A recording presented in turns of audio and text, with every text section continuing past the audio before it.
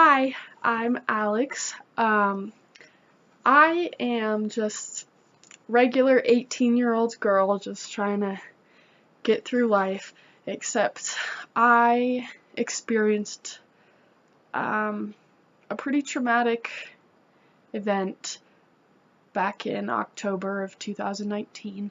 So I am diagnosed with PTSD, anxiety, and anorexia. So I guess my hope just for this whole channel is just to be able to share my story, and I think it'll help me get a little bit of motivation just to, get up and work through things myself. But I'm also hoping that by sharing my story, I can help any of you guys who have similar experiences, or if you know people who have similar experiences, or if you just want some entertainment, because I'm kind of a wreck. So I hope that you enjoy my videos, and you are excited to come along with this journey with me. Hi guys, so just before we get into the video, I kind of just wanted to do a little bit of a disclaimer. So these are just my experiences and the way they've affected me. So obviously everyone has different experiences and different ways they handle them. So this is just my experience. And I also wanted to do a bit of like a trigger warning. In this video I'm gonna go pretty in depth in some stuff like my sexual assault experience, suicidal ideation, and eating disorders. So if those are kind of things that make you uncomfortable, just maybe this might not be the video for you. But I hope you guys enjoy it, and I really apologize for how long it is. I know, like, I did not realize it was that long until I finished recording, but thank you. So I guess just to start out, I'll give you a little bit of just a brief background, get to know me kind of thing, just for fun. So like I said, I am 18 years old. I live in Colorado. I'm still in high school. I'm in my senior year of high school. Almost time to graduate. I'm ready, ready to get out of there. But I swim. I've been swimming for almost 9 years now. I like to sing. I'm in my high school's top audition choir, and I've been singing for 10 years now. I like everything to do with the outdoors. I love hiking, and I love just going for a walk. I have a dog. She's kind of my favorite.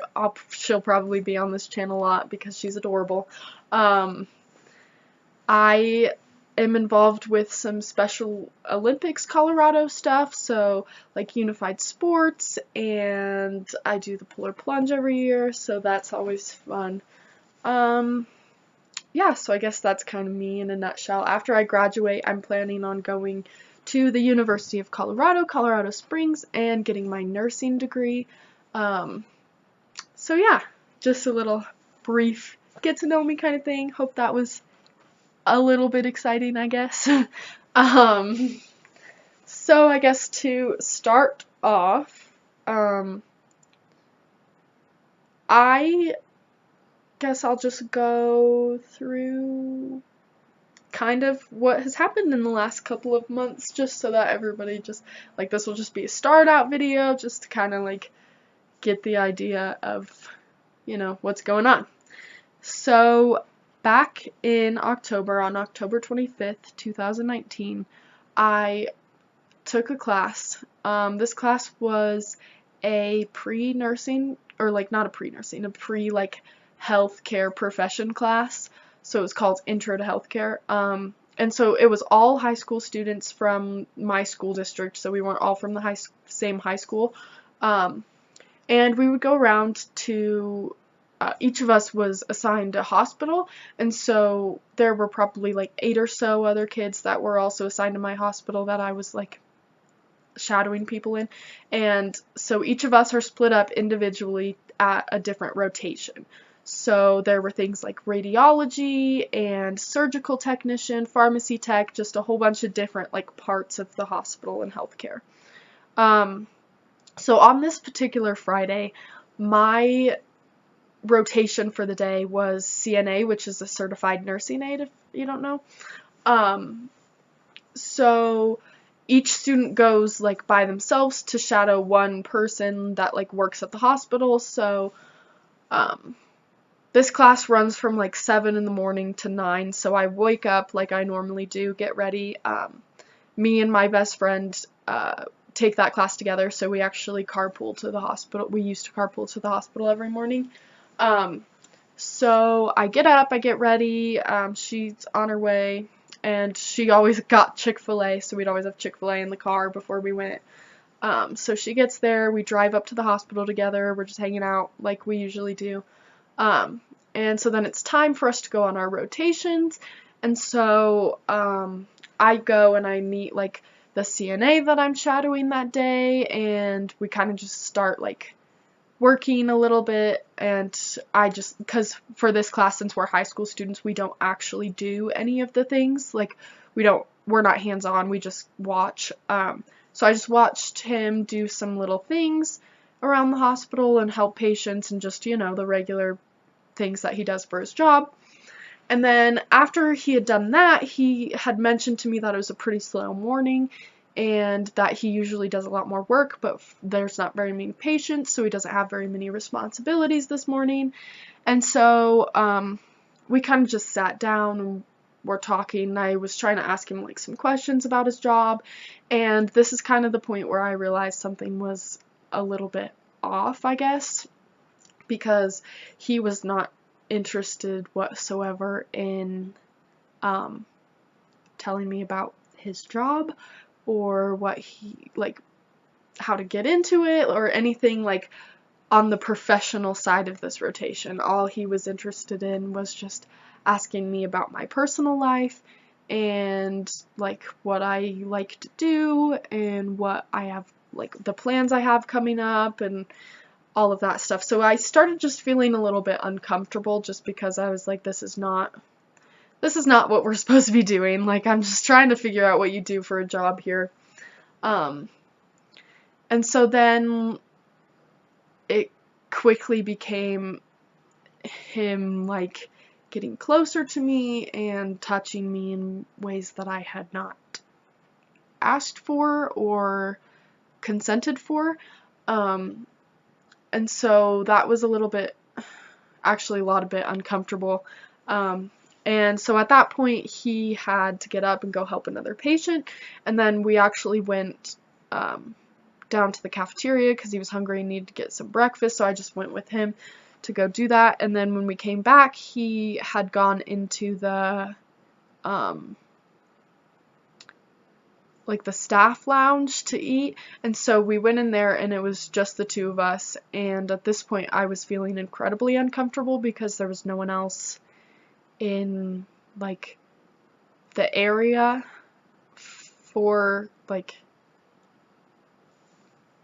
me to like if something were to happen. And so at this point we're sitting there and he's eating and he just keeps asking me about like personal things as I'm trying to kind of divert the conversation away from that, and he's continuing with just non-professional physical touch, and I was just not comfortable with that. And so I had continued to kind of try and distance myself a little bit, like by physically moving away from him. And at this point, he was getting really pushy about me giving him my number and my Snapchat and just like personal information, and he was really he kept asking me if we could get together and hang out or like go, like if I could help him like with stuff over the weekend, and I kept saying no, and I was like, this is not professional, this isn't what we're doing, like I'm not interested, sorry, like that's really flattering, but no. And that was not enough for him to stop, I guess. So he had finished his breakfast. I was still incredibly uncomfortable. He kept touching me, and at this point we go back out to the nurse's station. We're sitting there, and he's just talking again some more.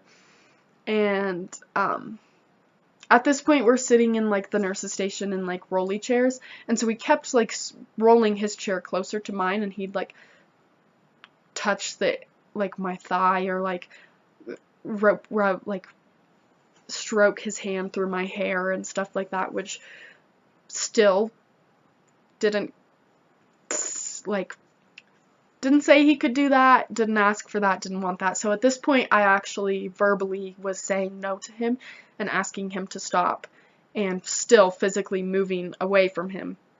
And he continued to keep going. At this point, it's almost time for the rotation to be over, so I kept constantly checking the clock because I was ready to get out of there. So the worst part of all of this, I guess, is that I wasn't familiar with this hospital or like the layout of it, so I had no clue where I was or how to get out. So I felt like I was trapped and stuck in this area. And for the most part, there weren't other people around. It was pretty empty, pretty slow, so there would be occasionally a person that would walk by in the hallway or something like that, but there really wasn't anyone else around. And so I look down at my clock and it's finally time to go, so I'm like, okay, it's time for me to go, like, because they're supposed to walk you out because we don't know where we're going. So he kind of slowly got to the point where he would show me like the way out and we were walking, and he at this point still continued to ask like when the next time he would see me is, or if like I wanted to get together over the weekend or hang out, and I continued to just say no. I was like, no, I'm not interested, like, please leave me alone. And he just still kept pushing, and at this point we're walking towards the door that I know leads to the outside lobby, and I am just like ready to go. And I turn around and I look at him and I'm like, okay, thank you, like, thank you for letting me shadow you today and goodbye. And he was like, oh, well, can I at least walk you out to your car? And at this point, like, all of the red flags in my head are going off. Like, absolutely not. Like, no, and I'm completely terrified. And so then, like, I turn around and I'm like, no, I'm gonna leave now. And he goes, well, can I at least have, like, a hug, just a little hug? And at this point, he starts kind of walking closer to me to come in for a hug. And I just turned around and I knew where the door was. I knew how to get out. Like, it was already open. And I turned and I pretty much ran out. And so I get into the lobby where everyone else, like, meets at the end. Since I'm, like, I was driving my friend, I had to go, like, find her so that we could, like, get to the car. And so I get out there and my friend is already in the waiting area, and she's kind of like talking with the instructor, and so she was like still having this conversation when I get out there. So I kind of just like walked out, and at this point, like, I'm completely freaking out because I was like super uncomfortable and I didn't know what to do, and I thought this guy was still gonna follow me. I thought he was still like watching me and he was gonna like walk me to my car. And so I kind of just like sat down next to my friend as she's still talking, and I'm like, okay, like, you're ready to go? And she was still kind of just talking. And so then we get out and we're walking out, and I kind of just like, I guess I kind of had this like weird aura that I kind of put off. And so we're walking out and my friend is like, how was your rotation? I'm like, okay, we'll talk about it in the car. And she was like, okay. She thought I had passed out because the rotation prior to that, I actually did pass out when we were doing it because they had needles and they were giving somebody a shot, and I wasn't big on that. So she thought I had passed out or something like that. So we're walking to the car and we get in the car and I kind of turn it on. She's like, as we're walking to the car, she's just kind of going on about her rotation, and I feel bad because I still can't remember anything she said about that because I was not listening. So we get to the car, turn it on, and I literally pretty much immediately started driving because I was like, we need to get out of here. Like, I can't be here anymore. We gotta go. And so we kind of start driving. She's like, so how was your rotation? And I just kind of like, I didn't even know how to respond. I was like, I'm not sure how to like say this, but like the guy I was shadowing was acting like very unprofessionally, and so I just kind of like went through like kind of what had happened. I kind of told her what was going on, and at this point she's like, okay, Alex, you need to stop the car and turn around, and we need to go back and tell like our instructor what happened and like take care of this because this is not okay. And at this point I was just completely panicking, and I was like, absolutely not, like, I can't do that. I can't go back in that hospital. Like, I cannot, I have to go. We have to get out of here. And so I just was like, no, it's fine, like, I'll figure it out later, like, we don't need to talk about it right now. And so at this point, like, we're still driving away, we're going home, and she's just, like, I just continued to just tell her about all of these, like, all of the parts of this that were just not okay, and all the things that had happened. And she was like, okay, Alex, like, you need to tell somebody, like, you need to go home and you need to tell your mom, or you need to, like, go to the counseling office and talk to the counselor who handles, like, all of the classes like that.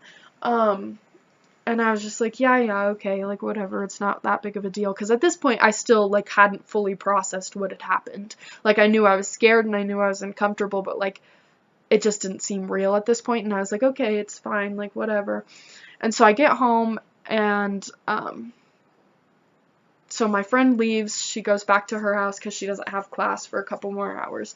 And so I go upstairs, and I, like, change out of the clothes that I wore and everything, and I called my mom on the phone, because she was at work, and she just, like, she immediately just asked, like, how was your rotation this morning? Did you have fun? Like, what'd you learn? And I just was like, I just broke down sobbing. And I was like, Mom, I don't know what happened, but, like, this guy, like, he just was doing a lot of things that he shouldn't, and touching me in ways that I asked him not to.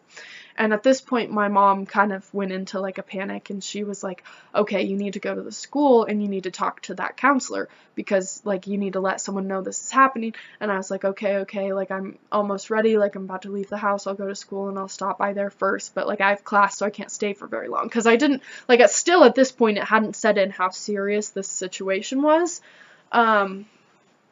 And so I kind of just got into, like, I got all my stuff together, got into the car, and I called my mom again, and I was like, okay, I'm heading to the school. And she was like, I want you to come to my work first, like, come say hi to me and come talk to me and, like, give me a hug, because at this point I'm completely wrecked and just sobbing and scared. And so I, like, go to her work, and I get there, and as soon as, like, I walked in the door, I just started sobbing, and I knew my mom was pretty upset too, and she had started crying. And so then she was like, I'm coming to the school with you, because, like, this is kind of a big deal, and I need to make sure it's addressed. And so one of my mom's coworkers actually ended up driving us to the school, because, like, I was crying, my mom was crying, like, probably wouldn't have been good for either of us to be driving to the school. So my mom's coworker drove us to the school, and we got in, and it was, like, lunchtime. And so we're walking in, and there's everyone, like, out and around and in the hallways walking around. So it's really, I just remember it being really awkward, just because I was sobbing, and I, like, standing here, 18-year-old, sobbing in the school with my mom.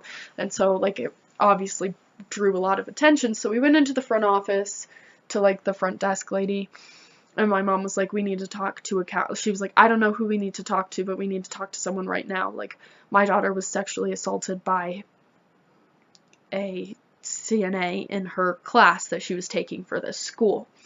And so then at this point, like, everyone in the office kind of started scrambling around, and the front desk lady was like, okay, you need to go talk to counseling.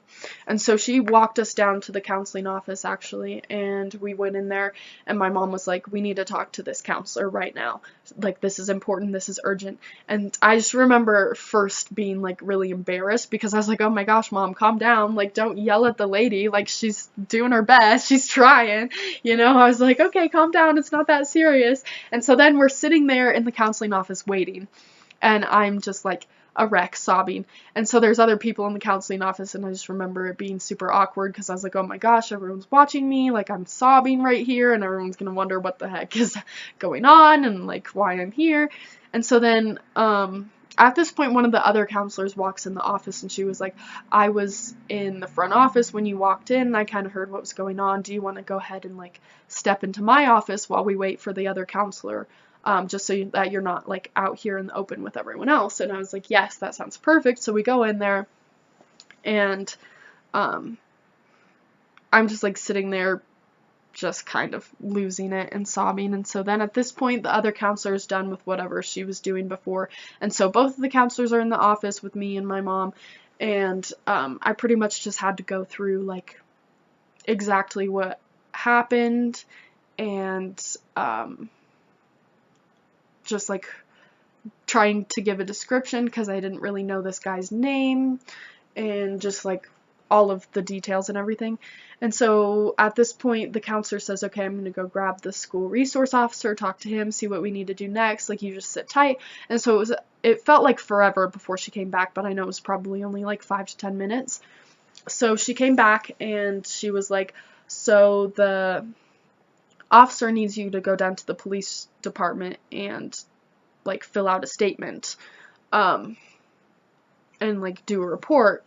And so at this point I was just like completely terrified. I was like, okay, so I already told my friend exactly what had happened. I told my mom and I told you guys. So like I've gone through this story 3 times in a matter of a couple of hours. Like I don't want to do this again. And it just didn't seem real to me that I needed to like take care of this and like go and actually fill out like a police report. Like that seemed like really extreme to me.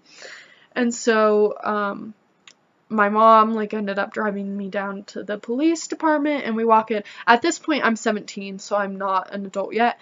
And so we get there, and it was a Friday, and apparently like a lot of their staff had the day off or went home early. And so they were like, okay, well, we're going to take a statement from your mom, but we're going to have to wait to take your statement because you're a minor and we can't have you talking to anyone other than like a detective. And so they took a statement from my mom, and they were like, okay, we'll give you a call when the detective is ready to like take your statement. It'll probably be sometime next week. So like we waited through the weekend. It was kind of like probably the most horrible weekend of my entire life. I hardly slept, and I was just terrified the whole time. And so like the next week my mom had set up an appointment with a psychologist. So like I'm honestly super grateful that she did that, and I was able to get in super quick, like right after the whole thing had happened. And so then we get through kind of the week, and we get a call saying that they're like ready for me to go in and do a statement, but they decided that the case wasn't serious enough for me to need to talk to a detective. And so I talked to the same officer that my mom did when we went there on Friday. So I'm honestly still a little bit upset about that, because I went through the entire weekend and the majority of the next week, like torturing myself over trying to remember every single detail of what had happened, because I knew that I was going to need to give a statement and it was going to need to be accurate, even though I wanted to completely forget about it and not think about it. But I tortured myself this entire weekend just going through like the whole entire 2 hours, minute by minute of what happened, so that I was able to give this like statement accurately. So I got there, I did the statement. So then I had to, at that point I had to decide like what kind of charge I wanted to do, like if I wanted to go through the town or through the state or like the district and stuff like that. And so I actually spent a couple of days like trying to decide like what I was gonna do.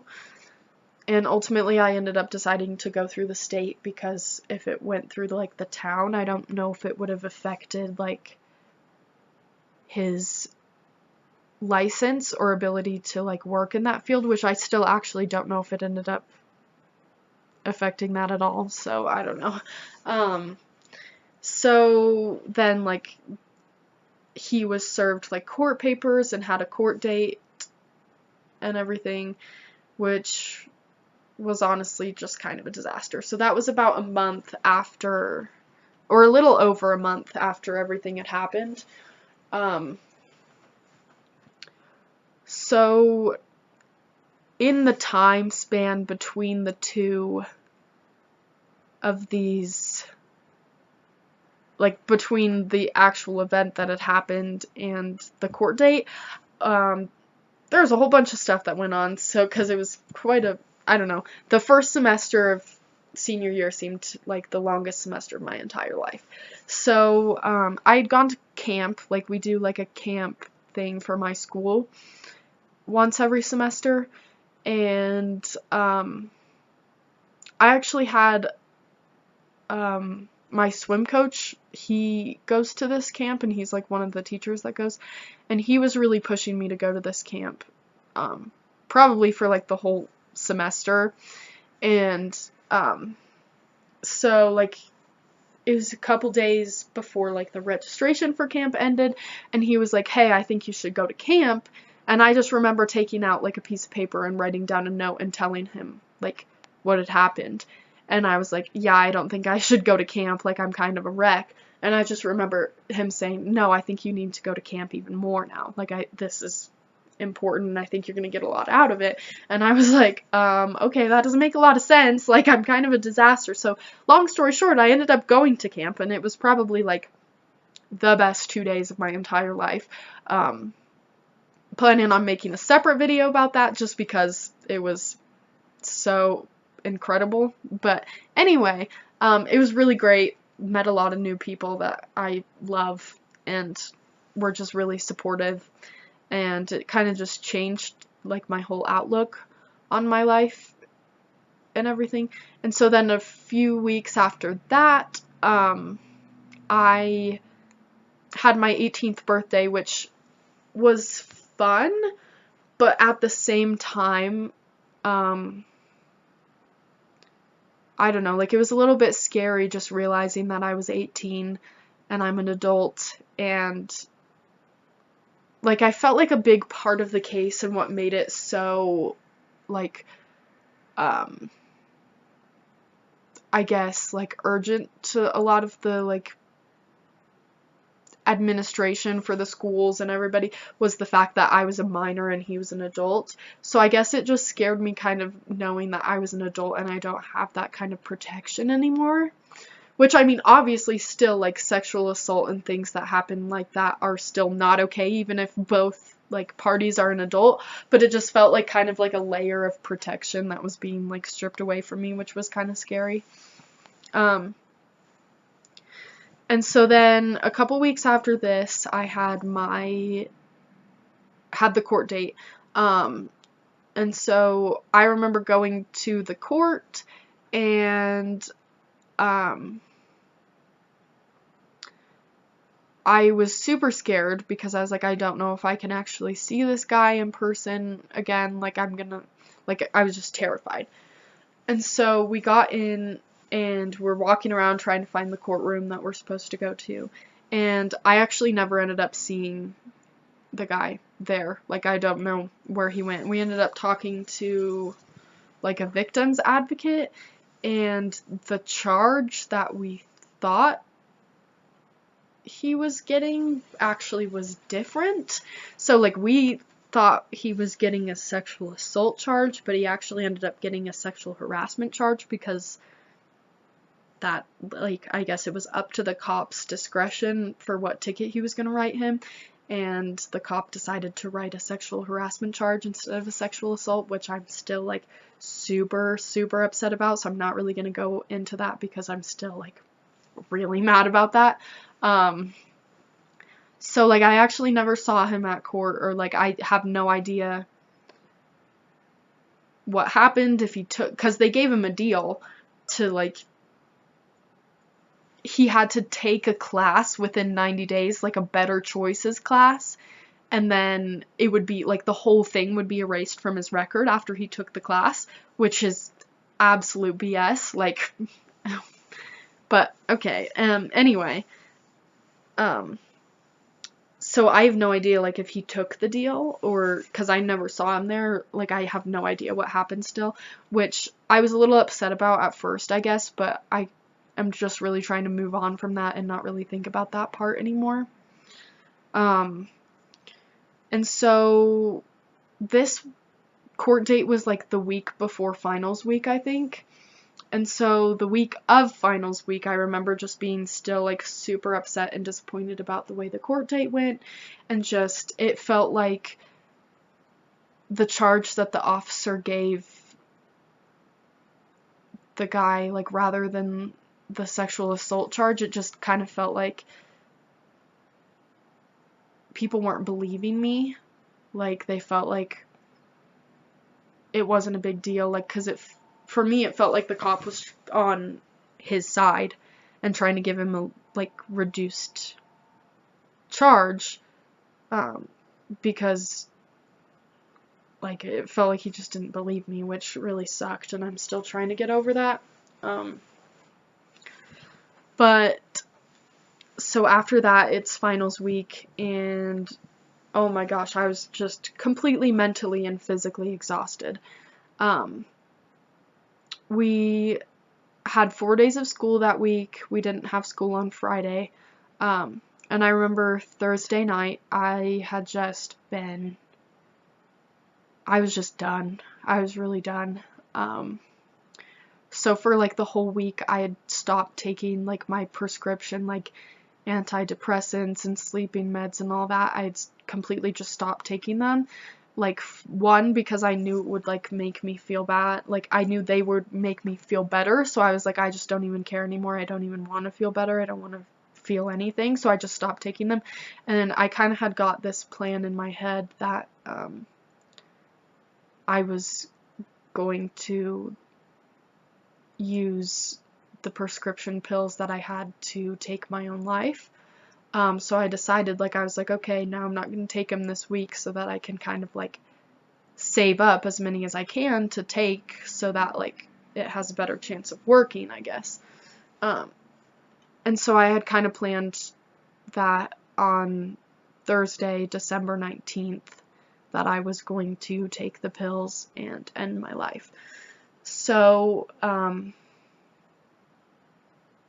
that day I got home and my sister had like a group therapy appointment, so both of my parents were actually out of the house.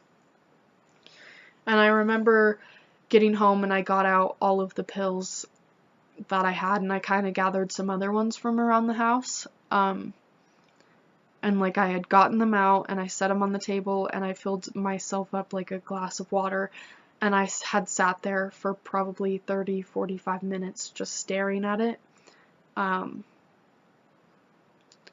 And to this day, I'm not really sure what, like, made me stop, really, because I was pretty adamant about going through with this. But I just kind of, I remember thinking, like, and being scared. I was like, I don't know enough about, like, the science behind this. Like, I don't know if this is enough medication to kill me. And I was like, I don't want to be in a position where I take all of this and I just get sick, because then people will know, like, what I tried to do, and I don't want to deal with that. So I decided not to take them because I was like, I don't know if this is going to work. And so at this point, I kind of put everything back just so that, like, nobody would know I, like, got them out or anything. And so then I got in the car and I probably drove around for like an hour trying to find somewhere to, like, crash my car, because I was still just so done, and I was like, I feel like that's a better chance of, like, I have a better chance of dying from that than taking the meds. And I drove around, like, literally around the whole entire town I live in, trying to find, like, the perfect spot to crash, where I thought, like, I would have the best chance of, like, dying, which is actually, like, really hard. I feel like a lot of the, like, just the way the roads are and everything were kind of hard, because I knew for certain I wasn't going to crash my car into somebody else, or, like, I knew I wasn't going to cause an accident with other people, because I didn't want to hurt other people. I just wanted to hurt myself. And so, at this point, I kind of just decided to go home, because it wasn't really working and I was tired. And so, the next day, I had swim practice, because, like, this is the middle of the swim season, and, I would say probably one of the people I trust most in the entire world is my swim coach. Like, he's just always been really supportive, and I've kind of just told him everything for, like, a few years now, and I feel like we're pretty close. So I just remember, like, after having, like, such a hard night the night before, and, like, I was just in such a difficult place, I was like, this isn't really good. And I had kind of planned on, like, talking to him about it, like, before I even went to practice. And so I get there, and he comes walking in, and he has his, like, 8-year-old daughter with him. And I was like, okay, that is not, that's not good, because I don't really want to have this conversation in front of, like, a little kid, you know, like, I don't want to scare her. And so I just remember, like, because practice was, like, 2 hours long, so I remember getting through practice, and just the whole entire time I was just thinking about, like, what do I do, because, like, I need help, and I don't know how to ask for it, and, like, his daughter is here, and I don't want to cause any problems with that. And so I just remember, like, getting out, and I was like, I can't get in the car, and I just can't go home right now. Like, I'm not safe, and I was scared for my own safety, like, I was scared of myself. And so I remember just being like, hey, can we talk for, like, 10 minutes? And we kind of just, like, sat there and talked for a little bit, and it didn't get, like, quite too serious. I can't really remember what we had talked about before we went outside, but I remember getting ready, and I was walking out, and he was leaving at the same time. And we kind of just stood out there in the parking lot for, like, what felt like forever. And I just remember just going on and on and on, and I was like, I can't do this anymore.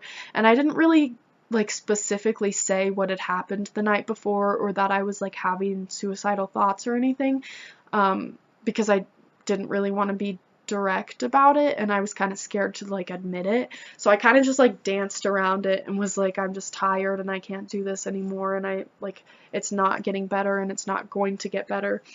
And I was like, I can't talk to anyone about it, because I don't want to go to the hospital, because I don't want, like, it's expensive. And I just remember, like, him being like, yeah, well, your mom's not going to care about that, like, she cares about you and, like, you being okay.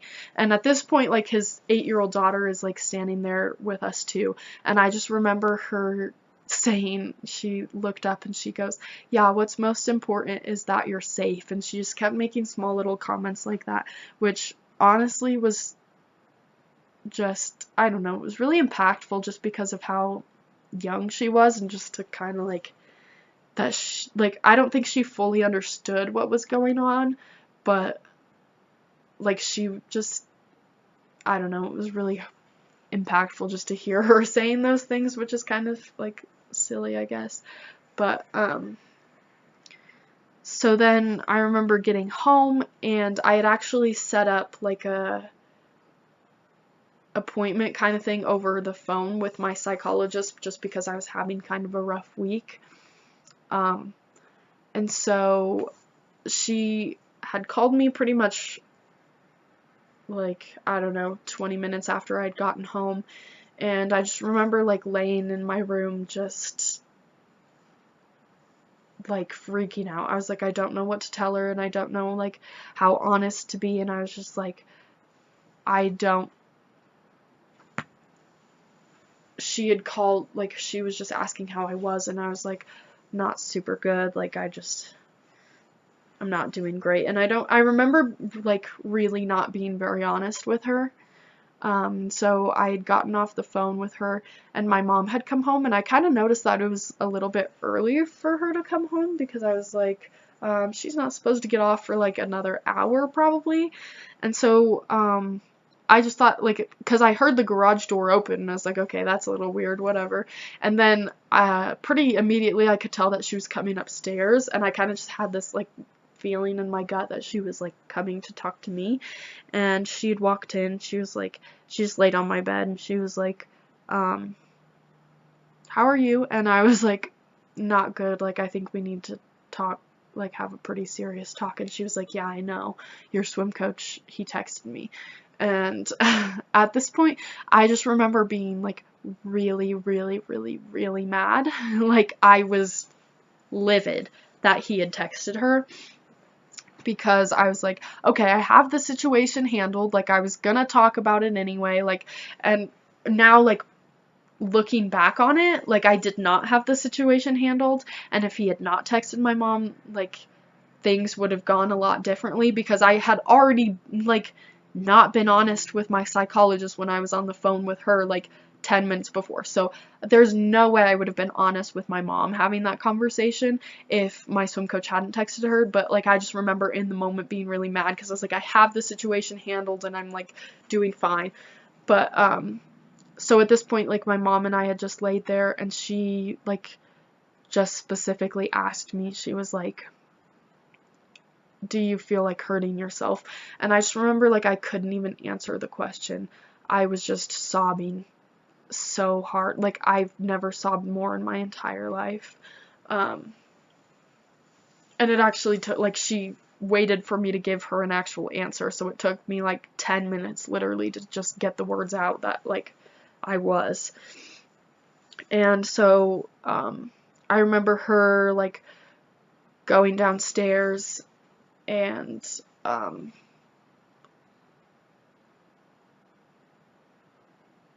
just, like, she had called the psychologist that I have, and she was just asking her, like, what her opinion is and, like, where we need to go and everything. So my mom had kind of just started getting plans together for me to go to a psychiatric hospital. So, we ended up leaving not too long after she had gotten off the phone. So we went to, like, this, I don't really know what you call it. I think it's called, like, a crisis center. I think that's it. We went to a crisis center, and I did, like, a whole psychiatric evaluation thing. We ended up sitting at this crisis center for, like, 3 hours for them trying to, like, find a spot for me, like, at an actual psychiatric hospital. And so, at this point, I just remember her being like, okay, I think, like, we're gonna have you transported to the hospital by ambulance. And I was like, whoa, like, what's the deal? Like, can't my parents just drive me? And she was like, well, because you expressed, like, intent to hurt yourself through, like, vehicles, you can't, like, we're gonna have to transport you through, like, an ambulance. And so I remember, like, I just remember being scared about that, because she had said, like, there was a good chance that, no one would be able to come with me, like, I just have to be in the ambulance by myself, which I was like, okay, that's not cool, like, like, I'm just thinking through it, I'm like, okay, so, like, there's gonna be, like, guy paramedics in there, and I'm gonna be in an ambulance, and by myself, and I was like, that's not cool, like, that's not helping the situation at all. And so she had actually ended up, when she was, like, finding an ambulance and everything, she had requested to have an all-female team for me, which was, like, really sweet of her. And so then they came and they brought me to a psychiatric hospital, and at this point it was like 10, 11 o'clock at night. And I was completely terrified. I was by myself in this strange hospital, which the hospital was already a huge, like, trigger for me. And I was in an adult ward because I had just turned 18, so I wasn't with kids. I was with, like, adults who were, like, in their 30s, and I was like, okay, this is just really, really not cool. I had hardly slept that night at all because I was so scared. But I'm gonna do a separate video on, like, my whole psychiatric hospital experience, just because there's just too much to fit into this video. But I ended up spending 5 days at the hospital, and I got out on Christmas Day, actually. So that was kind of interesting. I don't know, it was just really weird for it to be around the holidays and everyone getting like ready for Christmas, and for me to just, like, be in this psychiatric hospital, because I was able to, like, call people and have conversations with them, like, over the phone pretty regularly. So, like, everyone just talking about getting ready for the holidays, and just the fact that I won't be there, because I was actually supposed to get out the day after Christmas, so everyone was pretty sad that I was going to be missing Christmas. But I guess I don't know, I ended up calling my swim coach while I was in the hospital, and I remember the first day I tried to call him, and he didn't end up answering, and I think he had a swim meet that day, so I was like, okay, like, obviously he's not gonna answer.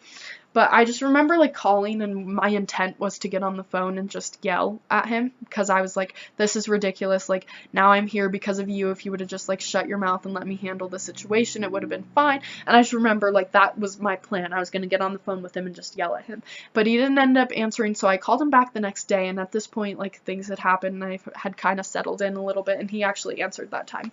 And I was just like, first of all, like, feel like I need to apologize. Like, I'm sorry that I put you in that situation, that, like, probably it was pretty uncomfortable for you. Like, that's not fair of me. That's not your job to do that. So, like, I'm sorry. And I was like, and, like, not even to mention, like, I'm sorry that your daughter was there. Like, I don't mean to scare her. And that was, like, obviously not the best situation for that to have happened. And so I was like, really sorry about that. And I just remember him being like, there's nothing for you to be sorry about. I'm just glad you're getting help.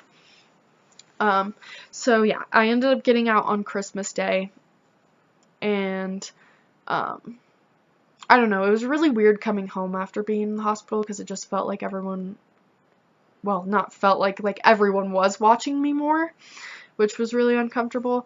And it was weird for it to be around, like, the holidays and everything, just because, like, everyone calls on the holidays, and, you know, like, you get together with family and everyone's over, so it was just really awkward just knowing that everyone else knew, and, like, it was kind of just like an elephant in the room that nobody really wanted to talk about. So I don't know, it kind of just was it because this was over winter break when I got out, so it was nice to just have a couple of weeks to just be able to be at home and kind of get adjusted to being at home again. And so then school was starting again, and I had to go to, like, a return to school kind of appointment with the counseling staff at my school. And so we just kind of did, like, a general kind of paper thing that you have to fill out with all the information on it, and, like, all of that, which was pretty uncomfortable as well. And we ended up changing my schedule a lot, so, like, right now this semester I'm taking, like, 3 classes or something like that, just so that, like, I have more time just to, like, go to all of my therapy appointments and be at home and just relax a little bit more, which is really nice. So we ended up doing, like, a 504, like, an academic accommodations kind of thing, just so that, because the last semester I ended with, like, a pretty bad GPA for me, and so that was a big source of stress, was just academics in school. So we did a 504 just so that maybe that was, like, a little bit less stress for me, just so that I didn't have to worry too much about, like, turning in things on time and get, like, all that. So actually this semester right now I am taking a CNA course, which at first I was really scared, because I was like, so I'm going into the exact field that, like, the whole thing happened, like, everything started from, which I was just terrified. I was like, I don't know what kind of, like, things are going to come up through this class, and I don't know if I'm going to be able to even, like, do this. And now we're, like, 4 weeks into this class now, and it's literally my favorite. I love it so much, and I'm having so much fun, so I'm glad that, like, everything kind of worked out that way. And my friend who took the class with me that everything happened in is also taking the CNA class with me, so it's good to have her there, just so, like, I don't know, she's able to support me. So a couple of weeks ago I was talking with my psychologist, and it had kind of come up that I was kind of struggling with eating. And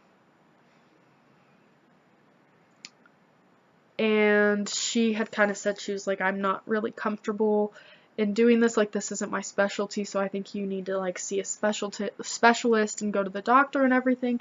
And so from there, I ended up being diagnosed with anorexia nervosa, which I'm getting a little bit better, and I can kind of understand that, like, it is real, but I'm still a little bit in denial because I'm just like, okay, well, it's not that big of a deal. Like, I'm not dying. I'm not, like, you know, like, I'm fine. I'm still, like, here. My body, like, I'm breathing. I'm okay. Like, it's not that big of an issue. But so I ended up going to the doctor, and they did just some lab work to make sure everything was okay, and they did a blood draw, and the lab results came back, and it showed that my kidney function was not normal. And I guess it was actually, like, my creatinine was really high, and I guess it was so high that, because I still see a pediatrician, so my labs went through, like, Children's Hospital, and I guess Children's Hospital said that, like, they were so high that I would have been admitted, like, inpatient at their eating disorder clinic if I was still a minor, which I wasn't, so they couldn't admit me there. So that really kind of scared me, because I was like, okay, so this is, like, it kind of made me realize, like, this is a real problem, and I'm actually doing damage, and I need help. And so I actually, since then, started seeing an eating disorder specialist, and it's really only been a couple weeks since all of this happened, so it's still pretty recent. But I have, like, I still have to go in and do blood work pretty often. And right now we're actually looking at, like, some eating disorder centers to do, like, an outpatient kind of therapy thing. Because I still struggle a lot. Like, I'm working on it, and there's, you know, like, some days are easier than others, and I restrict a lot, so, like, I don't know, like, it's just really hard. I remember a couple days ago, I was sitting at home, and I was, like, really hungry because I hadn't eaten anything all day, and it was, like, 4 or something, and I got out a snack, and I just sat there staring at it for, like, half an hour, and I was like, I am so hungry, and I know exactly what'll help me and what'll make me feel better, but I can't eat that. Like, I just have this intense fear, like, of, like, calories and, like, gaining weight, and just, I don't know, it's not good. I'm working on getting better, so I don't know. I'll definitely, like, keep you guys updated on, like, all of that and everything, because I think that can probably be pretty helpful for a lot of people our age, just because I know it's something that, yeah, a lot of people struggle with. So I'll try and, like, be pretty constant on doing updates on that. But so I guess overall this was, like, just a little bit of, like, a background and what I've gone through and everything. So yeah, I hope that you guys found it interesting or helpful for me to talk about it, and I'll definitely keep doing, like, shorter videos, because I know this one is, like, really long, so I apologize for that, but I'll keep doing, like, shorter videos on just things that I do to, like, cope and to get through it, and just updates on where I'm at and how I'm doing. So I hope you guys have a good rest of your day, and I will see you next time.